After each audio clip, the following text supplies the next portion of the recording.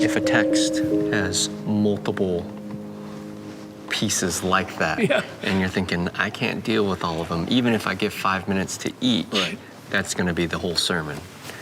How can you not skip over them so that your people don't feel shortchanged? He's just jumping over my main question that I can't even pay attention to the rest of the sermon if he doesn't answer this, and yet adequately get to your point and still deal with those objections or questions. Well, how you answer that question is going to depend on what kind of series you're in and what your long-term plan is with that text. For me, when I was preaching through Romans 8 years, I felt free to stay. I think I preached 6 sermons on Romans 1:16 and 17. 6 sermons on 2 verses. Because every phrase in there, faith to faith, what in the world does from faith to faith mean, and so on. And I just gave myself the liberty. We'll be here 10 years if we have to, but I'm not going to skip over any. And if you didn't get yours this week, maybe next week, maybe next week, maybe next week. Now, if you're not in a series like that, then you have another challenge, and you have to say to your people, over time, I hope we get to the issues that you're concerned about. And remember, sermons are not the only way. We teach around here. There are Sunday school class, and there are small groups, and there are book sessions, and there are all kinds of ways we grow in the knowledge and grace of the Lord Jesus. How many of them you allude to let them know you're passing over it, that's a judgment call. It could sound silly if there are 5 of them. You know, here's one we're not going to talk about, here's one we're not going to talk about, here's one we're not going to talk about. That's not effective preaching, probably. And the last thing I would say is, if you've been there long enough and you've dealt enough with tough issues, they trust you. They know you're not tricking them. He's trying to hide something from me.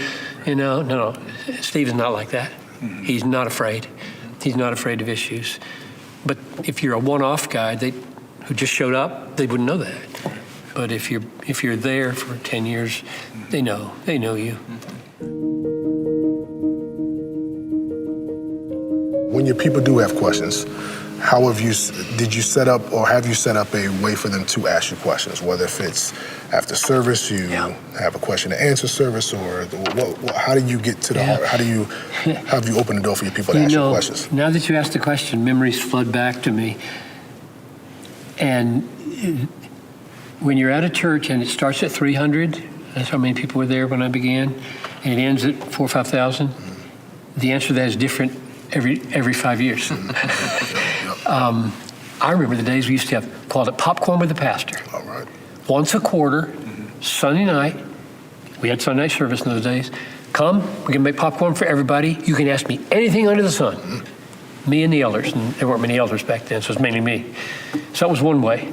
We didn't do that after 10 years or so. There was too many people, and the kids took over and made it a mess. And all kinds of reasons you do things a certain way. Wednesday nights, for years, I would teach with the overhead. And I would say, come Wednesday nights. If you think I'm pontificating and prophet, I'm Mr. High, unreachable prophet on a Sunday morning.